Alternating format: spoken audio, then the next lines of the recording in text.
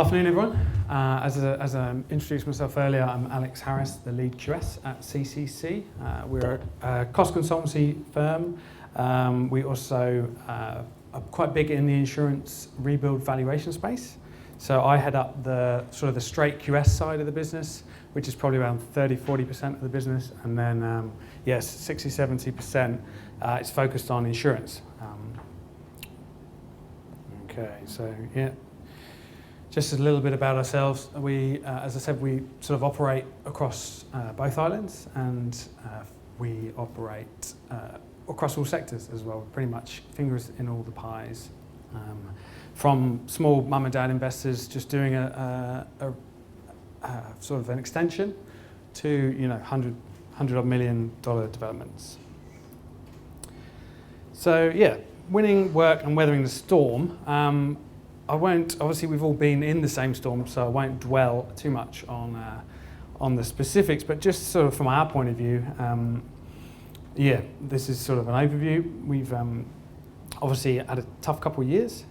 See the sort of run on from COVID, the inflation and high interest rates gone together with sort of given a fear of recession has sort of slowed things down.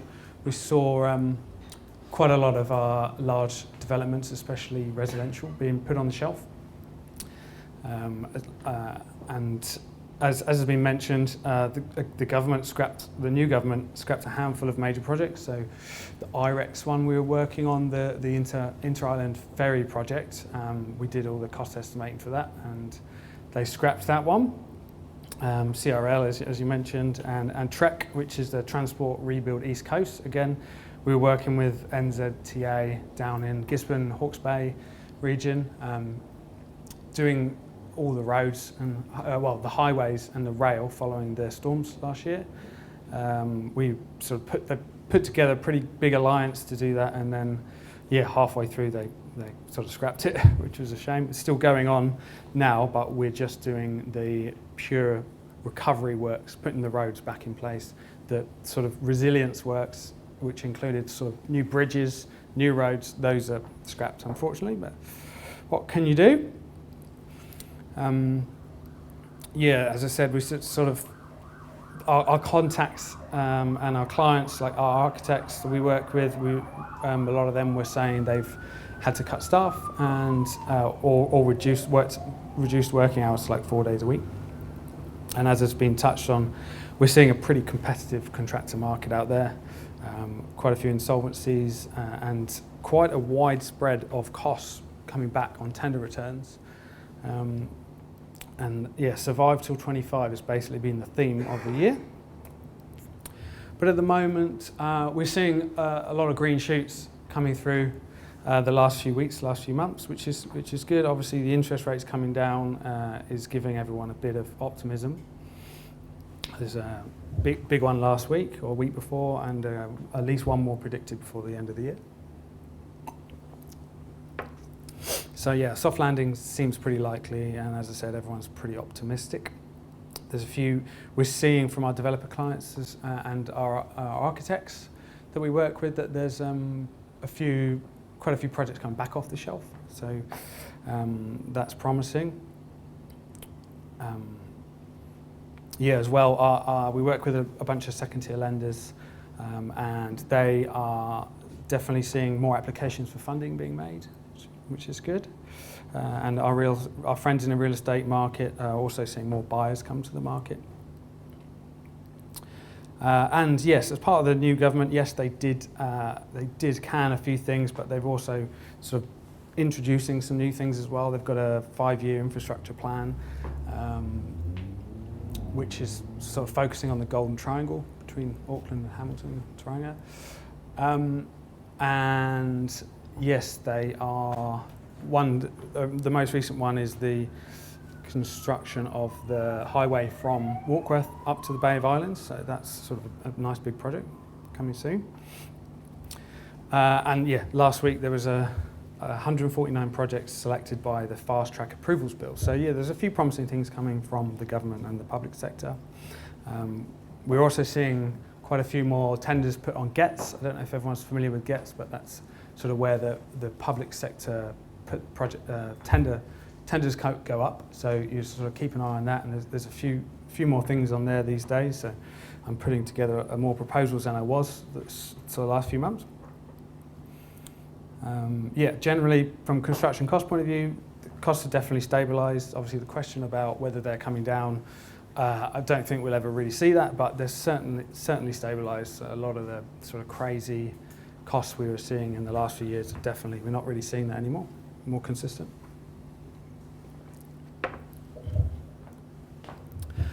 Okay, so winning work and weathering the storm then. So I sort of put together a little summary just based on best practice tendering, really, what we like to see from a consultant's point of view from the tenders we're receiving. So as it's been touched on already, but compliance is obviously a key thing. If we're getting tender returns that just aren't compliant because they haven't followed the request or the scope, we just won't consider them. Or if they are considered, it delays things and makes things complicated. Compliance for us as well, especially around pricing documents. You know, if we've been instructed by our client to produce a pricing document to assist with the project, it needs to be priced. If we get bids back that haven't used the pricing document, we just simply won't consider them. What else we like to see is obviously lump sum budgets being kept to a minimum. You know, if there is sufficient detail in the tender documents, then we want to see those things measured and properly quantified, rather than sort of big lump sums for whole packages with round numbers. Just sort of looks to us that it hasn't really been properly taken off or properly considered. In a similar vein, emissions and exclusions, we obviously don't want to see too many of those. If you do need to exclude something, obviously just make sure it's detailed in the clarifications and the tags. You know, if there's lots of holes in a bid, it just doesn't look very robust to us, and it makes the post-tender clarification process quite long and withdrawn. And you know, if there's a few bids that are more complete, that are more competitive, we just won't consider those that got so many holes in. Same goes for prov sums. Obviously, there's always reasons why provisional sums need to be included, but try and keep those to a minimum if there is sufficient detail to properly price. And again, just make sure they're detailed in your tags. Explain why you're excluding something or why you're allowing a provisional sum instead of properly pricing it. And as I said, tags. Those tags are pretty important.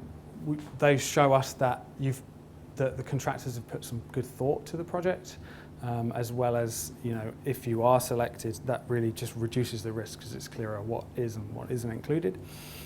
But those tags need to seem considered and not just a long list of exclusions or sort of caveats. So what else is best practice for tendering?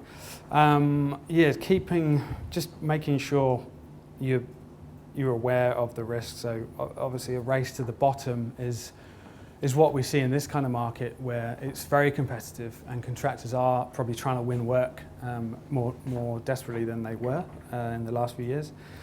So, but it has to be sustainable. You know, we're seeing this sort of low margin, high risk environment is not sustainable. A good example, I don't know if anyone really follows the international news, but being from the UK myself, a big news last couple of weeks was ISG going bust. They are a huge, big firm, the 6th biggest constructor in the UK, £2.2 billion in turnover. They just went bust. And the margins back home are pretty ridiculous on the big projects. We're looking at like 1.5%. So really just a race to the bottom. And what did ISG over was winning a couple really big projects pre-COVID, probably not having the right risk management and maybe contractual clauses in place. And it's a wake-up call. So margin, what we normally see in terms of margin is around the 5 to 6%. But as Gareth has touched on in this competitive market, we're seeing sort of some 4%. On the smaller projects, the sort of one-off house builds, we're still seeing sort of 8, 9, 10% in those. What else have we got? Pricing low. Yeah, so I mean, some contractors, I won't name names, but some contractors will go for the technique of sort of pricing low to win the work with the hope that they will sort of make that money back on variations. And that is just an incredibly risky technique, and maybe it's worked in sort of boom times, but as we get in this sort of tougher and more competitive environment, it's obviously not advisable. And if you do spot some works that require that aren't really in the tender, then it's best to tag those out. So it's clear that you haven't allowed them, rather than just sort of hoping they go under the radar and then surprising everyone with, oh, you need to do this. Yeah, obviously contracts is a big thing in terms of having the best practice tender and keeping risk low. Especially on the larger projects, if you're a contractor, you really should be having someone in your legal team, or if you've got sort of a QS that's got good experience, have those amendments properly reviewed. Don't sign up to anything that is contentious, that might hurt you down the line. We see a lot of that. We see a lot of pretty one-sided amendments in contracts, and we think, Christ, like, poor guys, why did you sign up to that? So yeah, do your due diligence in the contract department. What else? Yes, we obviously value the contractor's experience. So we do welcome suggestions on procurement and the contract, and any buildability suggestions that might assist. So don't think that you just have to shut up and accept the terms or the procurement. Okay. So moving slightly different, just put a few best practice for the other side, really, for consultants, without sort of sounding too much like this is a sales pitch. A lot of these just do revolve really around making use of a QS properly. So early involvement of the QS is a key one. If you've got early concepts and feasibilities, you need to get a QS involved. There's little value if you're already sort of well down the path and then you find out you don't have the budget for it, or the architect sort of missed a bunch out if he was pricing it. And that continues as well. So on the smaller instructions, we might just produce a one-off estimate where maybe a funder has required a builder to get a QS report before they'll give them any money. But then that sort of doesn't go much further. But on the larger projects, it definitely needs a QS to be involved throughout the design stages. We're updating that estimate as each design milestone is reached, as well as sort of providing our advice and steering the design, suggesting VE if there's any opportunities that present themselves, and generally achieving best value. And then again, using QS for advice on procurement route and the appropriate contract, as well as using us to actually help put together the tender and the contract. If your QS is chartered, which probably should be, and especially if he has international experience, we're very used to having a much more involved role in the tender and contract process in the rest of the world. So we, in the UK and the Middle East, certainly the QS will compile and draft all the tender documents, write the prelims, produce a pricing document like schedule of works or a bill of quants, and as well we'll draft all the contract. So we've got that experience, and making use of it is pretty good. I mean, most of the time our instructions in the sort of tendering and procurement and contract phase is pretty limited. It's sort of like a diluted version of what we're used to, and that's where some projects fall down. we really can offer good advice on the procurement route rather than just being lumped with it. Again, I touched on, but key one for us is pricing documents. We're used to seeing tenders returned that are just almost a lump sum.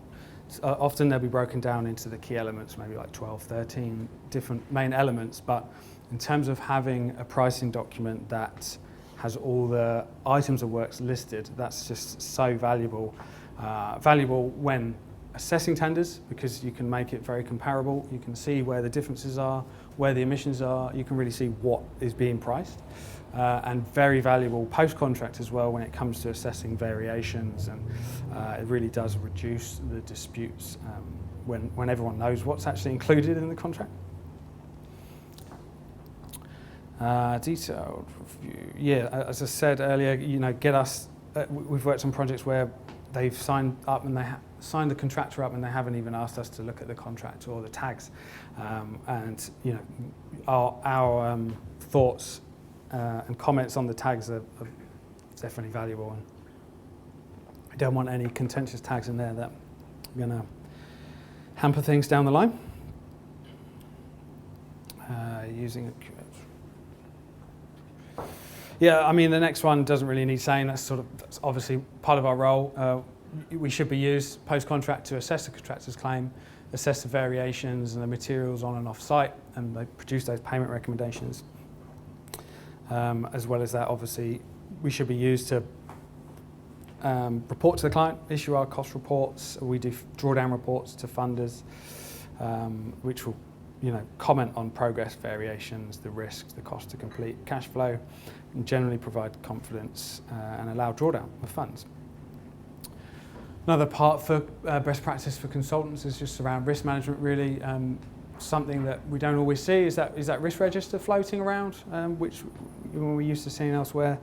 So they identifying those potential risks early in the project and to maintaining a register which has the probability and the likelihood and the impact of those risks and just how they can be managed and mitigated. I don't know how I'm doing for time, but just a case study or a couple case studies just to touch on, obviously not in as much detail as Gareth went into, but just a couple projects we've recently done for the same client, which both had the same problems, which really was around procurement. So that, both significantly over budget and over program and just fraught with disputes. These were both traditional procurement route and NZ 3910. Basically, the main issue with these is they went to contract far too soon. There seems to be, it's not just these projects, it seems to be endemic in the industry, is sort of rushing to site on concept designs rather than sort of doing the full design process to right the way through. And the main issue with this is that then we see construction drawings being issued post-contract while the project's on site, which is just mind-blowing, but it seems to be pretty common. So this obviously just creates a lot of disputes, a lot of variations. So what else there was limited QS involvement on these projects. So during design, as I said, they only went to contract on concepts anyway, so there wasn't much in terms of pre-tender involvement for us. And they just negotiated with the contractor without much involvement from us. We didn't review the tags. They just were pretty keen to agree the bottom line and get to site. And these are $50-odd million, so not small projects. As I said, the contract itself didn't have any level of decent breakdown, just a few of the main trades on one of those projects as well. Like two of the main trades, the substructure and the reinforcement were all just a provisional sum. The whole package was a provisional sum, which again they didn't involve us in. And when we saw it, we were like, Jesus, how are you signing up to this? And then as I said, the post-contract services are then severely hampered by undeveloped design, lack of cost information in the contract, and those designs then being released post-contract. Everything's a variation. And a constant argument between what constitutes design development from a concept through to something that can be built and what is a valid change. And there's a lot of grey areas in that which, both parties lose out, basically. The client's paying $10 million of variations that they didn't want to pay, and the contractor thinks there's $20 million of variations, so they're not getting paid either. So it's a lose-lose situation, and you end up in adjudication, arbitration, both very costly, time-consuming. So some lessons learned from that was basically having that QS involvement pre-contract. So they didn't want to involve us in reviewing the tender or the tags. Saving a few tens of thousands of dollars of fees up front, and in the end costing literally tens of millions in variations. Not that we could have prevented all of those, of course, but even if we prevent 1 or 2 million, that's worth the sort of 20, 30K in fees. So the lesson learned really is just, don't skimp on those fees up front, and that doesn't just go for QSs. I mean, everyone. It's the same with sort of geotechs, skimping on those site investigations and surveys. It's a few thousand in fees, which save a lot down the line.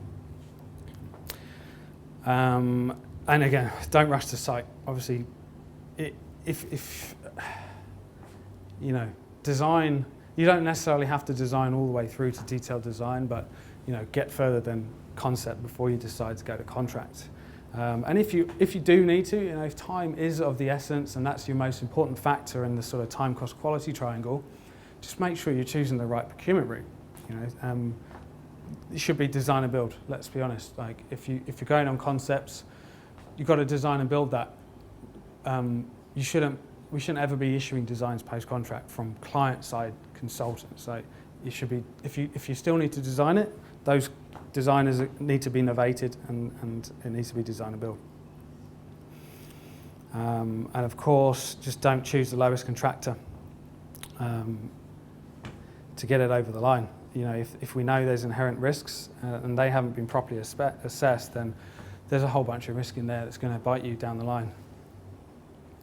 So I think that's me really.